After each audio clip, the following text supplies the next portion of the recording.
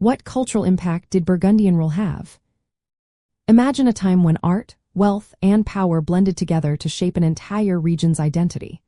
That's what happened during the period of Burgundian rule in the Benelux area. The Dukes of Burgundy governed parts of what we now call Belgium, the Netherlands, and Luxembourg during the 14th and 15th centuries. Their influence went far beyond politics and land. It changed how people created art, built cities, and even how they enjoyed life. One of the biggest legacies of Burgundian rule is the rise of artistic excellence. The dukes loved supporting artists, sculptors, and architects. Cities like Bruges, Ghent, Brussels, and Mechelen became bustling centers of art. Artists focused on realistic details and vibrant colors, creating works that looked almost alive. This style is called the Northern Renaissance.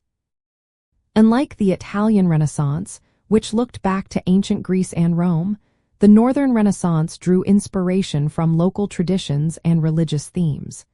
It was a new way of making art that celebrated everyday life and faith. The Burgundian court was a hub of culture and luxury. The dukes brought together musicians, scholars, and artists from all over Europe. They moved their court from city to city, spreading their style and ideas. They built grand buildings like the Brussels City Hall and the Castle of Coudenberg. These structures showed off their wealth and taste.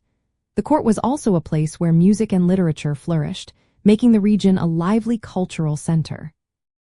Burgundian rule also influenced how people thought about social life. The idea of enjoying good food, fine wine, and celebrations became linked to what it meant to be Burgundian. This attitude still influences the region today, where hospitality and good living are highly valued. The Order of the Golden Fleece, started by Philip the Good, was a prestigious group of noblemen that promoted shared traditions and loyalty. It helped create a sense of regional pride and identity that lasted long after the Burgundian period.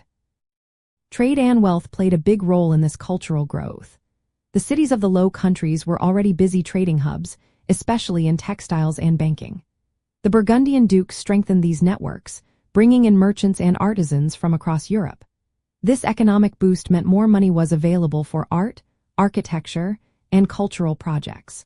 Wealthy merchants and guilds also supported the arts, making culture accessible to more than just the nobility.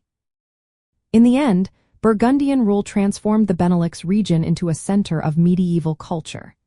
Their influence can still be seen today in the art, buildings, and traditions of Belgium, the Netherlands, and Luxembourg.